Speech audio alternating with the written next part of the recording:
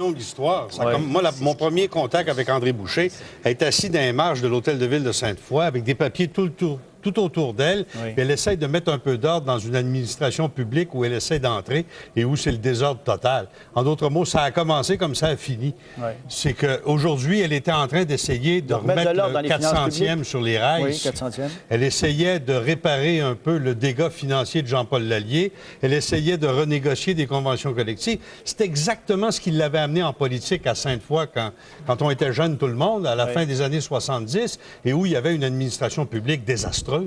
Qu'est-ce que vous retenez d'André Boucher? Parce que je veux revenir sur ça. Vous l'avez tellement appuyé, parce qu'on a parlé d'un budget de 5 000 lors de la dernière élection, mais vous étiez derrière elle, voté André Boucher. Oui. Vous étiez son principal organisateur, en quelque sorte. Et j'ai été son adversaire quelque temps auparavant, Oui. lorsqu'à un moment donné, j'ai plus le gars de baseball qui était tanné de voir les enfants se blesser sur les terrains, puis pendant qu'elle investissait dans les terrains de pétanque. Bon, André Boucher, ce que je vais retenir d'elle, c'est que c'est l'exemple le plus spectaculaire que j'ai jamais vu de ma vie, qu'on a toujours les qualités de nos défauts puis les défauts de nos qualités.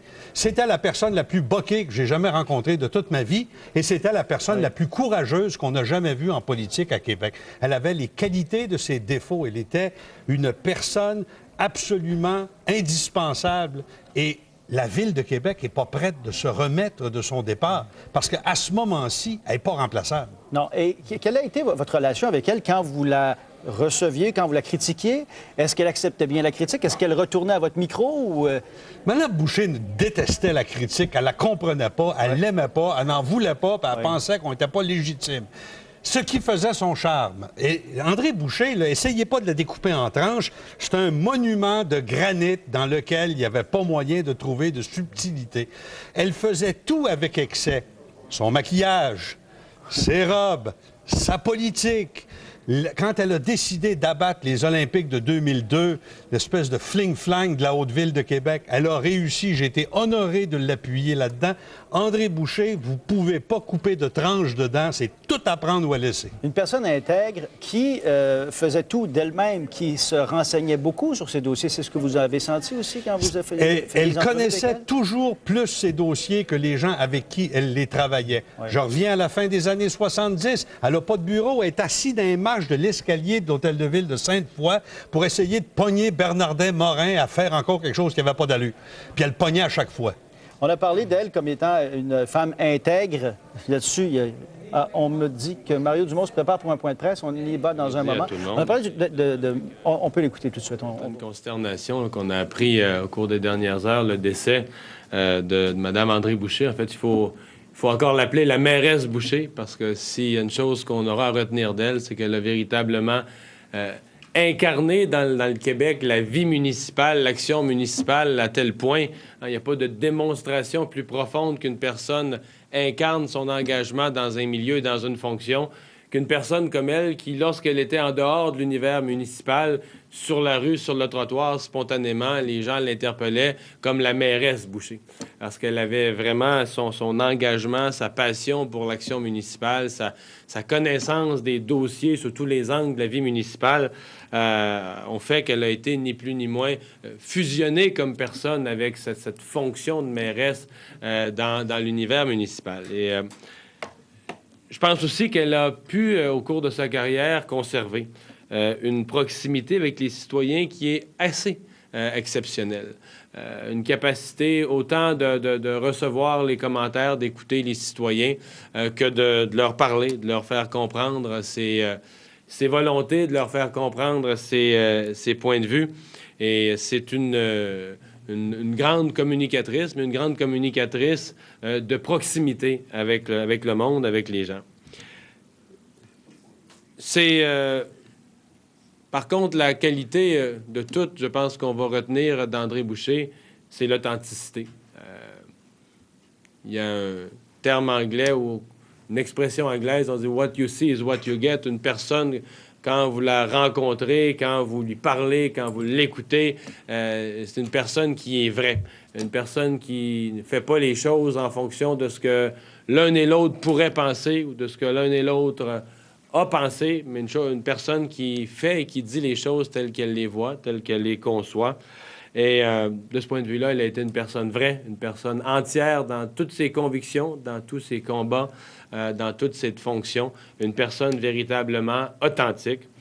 Alors, à sa famille, à ses proches, je veux offrir, au nom de notre formation politique, nos plus sincères condoléances et redire à quel point cet événement, ce décès, est un choc. Une personne en pleine fonction, évidemment, dans une année qui s'en vient, qui est pour la Ville de Québec une année exceptionnelle, une année qui était pleine de défis, pleine de projets. Mais la vie en a décidé autrement. Est-ce que pour vous, M. Dumont, Mme Boucher était un exemple à suivre, un modèle à suivre pour les gens qui font de la politique? Bien, à certains égards, c'est certain que sur le plan de l'engagement entier, sur le plan de l'engagement non calculé, sur le plan de l'engagement authentique d'une personne qui dit ce qu'il pense, qui fait ce qu'il pense, qui se questionne pas trop sur ce que les autres vont penser, mais qui y va en fonction de ses convictions à elle, elle est certainement un modèle. Il n'y a aucun doute là-dessus. Et sa carrière a été marquée par ça, hein, son contact avec le monde, sa proximité avec les gens et sa capacité de foncer, de regarder droit devant sur des objectifs qu'elle se fixait et d'y aller, peu importe ce que d'autres pouvaient en penser. Vous avez déjà essayé de la recruter? Non. Ça, parce que ça correspond un peu à ce que vous voulez, vous aussi, véhiculer, la proximité avec les gens? Ou... Curieusement, elle a peut-être déjà été approchée, mais souvent, les gens qui sont au milieu municipal là, sont constamment dans des rumeurs. Ça n'a pas été tellement son cas. Il y avait des rumeurs quand il y avait une élection municipale, mais c'est une personne, je pense, qui a été vraiment connectée avec la vie municipale, qui a gardé le titre de mairesse, même lorsque... Alors, c'est le point de presse de Mario Dumont, le chef de l'opposition. André Arthur, est-ce que vous auriez vu André Boucher un jour sur la scène fédérale? Ou, non. André Boucher, c'était une politicienne citoyenne qui s'est donné la liberté d'entrer dans un hôtel de ville par la grande porte et de miner les gens qui ne faisaient pas son affaire dans l'hôtel de ville. Elle l'a fait à Sainte-Foy. Elle était en train de le faire à Québec. Je ne vois pas ce qu'elle aurait fait au Parlement. Est-ce qu'on pouvait la faire changer d'idée? Elle a construit son hôtel de ville. Même ses citoyens étaient contre. Elle y est allée de consultations et finalement, elle est arrivée à ses fins. C'était pas possible de faire changer André Boucher d'idée. Lorsqu'elle avait une idée, t'as fini. Il fallait parler avant qu'elle se fasse une idée. Après, c'était fini. Un peu boquée, la madame, mais courageuse. Il y a tellement de monde insignifiant en politique que quand tu en rencontres une qui ne l'est pas, il faut la chérir. C'est une grande perte. Elle avait 70 ans. Elle disait justement, parce qu'elle se préparait à ses négociations dans la fonction publique, on est encore bon, on peut travailler encore bien des années. C'était un exemple aussi pour bien des gens qui se disent à 60 ans, je prends mon chèque puis je reste à la maison. Bien, si les gens de 60 ans attendent leur chèque pour rester à la maison, ils sont mieux de se préparer pour les années 2010 qui s'en viennent. Oui. Parce qu'actuellement, il y a une pénurie de main-d'œuvre dans tous les niveaux de toute la société canadienne. Puis des gens de 80 ans au travail, vous allez en voir. Vous avez 63 ans. Mme Boucher disait réfléchir encore pour faire de la politique pour encore plusieurs années. C'est votre choix aussi, à vous? Bien, moi, mon métier, c'est communicateur. Oui. Ma fonction, c'est député. Oui. Mélangeons pas les affaires, mais j'ai pas l'intention de prendre ma retraite. Bon, j'en profite pour vous demander, vous, comment va votre santé à la suite de ce cancer? On fait ce qu'il faut, on laisse faire les détails, et de temps en temps, on rencontre un médecin, puis on s'en débarrasse au plus tôt. Jacques Sanson, vous connaissez aussi de deux monuments à Québec, entre autres André Arthur, André Boucher. Un bien petit monument à côté. Monsieur Arthur l'a aidé à la faire élire, mais là aussi sévèrement critiqué. Vous l'avez aussi noté pendant bien des années. Ah oui, c'est bien sûr. Je disais que Mme Boucher aimait bien jouer avec l'eau chaude et l'eau froide. Oui. Monsieur Arthur joue beaucoup aussi avec l'eau chaude et l'eau froide. Il a aidé à propulser Mme Boucher à la mairie de Sainte-Foy.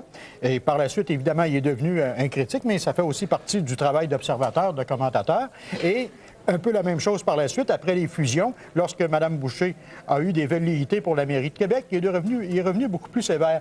Mais je l'ai appuyé à la dernière élection. Oui, absolument. Parce qu'on avait besoin d'une femme de ménade. Oui. Elle n'a pas eu le temps de finir. Oui. Elle allait commencer à l'automne. Oui. Mais j'aimerais aussi revenir là-dessus, sur l'élément que vous soulignez, dans le sens que qu'adviendra-t-il après André Boucher, maintenant, à la Ville de Québec? Il y a un énorme Parce que les mandats que Mme Boucher s'était donnés, de redresser les choses, de redresser les finances de la Ville, de couper dans les dépenses, de revoir aussi à la baisse les conventions collectives et tout ça. Je ne vois pas personne actuellement qui est prêt à accepter de pareils mandats et à poursuivre cette œuvre-là. Alors, en seulement 2 ans, elle n'a pas pu faire grand-chose. Honnêtement, là, son bilan à la mairie de Québec va être assez modeste. Mme Bourget est déjà du côté des syndicats. M. Bellemare, on n'a jamais su ce qu'il pensait. M. Ralph Mercier est beaucoup trop vieux pour être maire, puis il a encore des vieilles idées.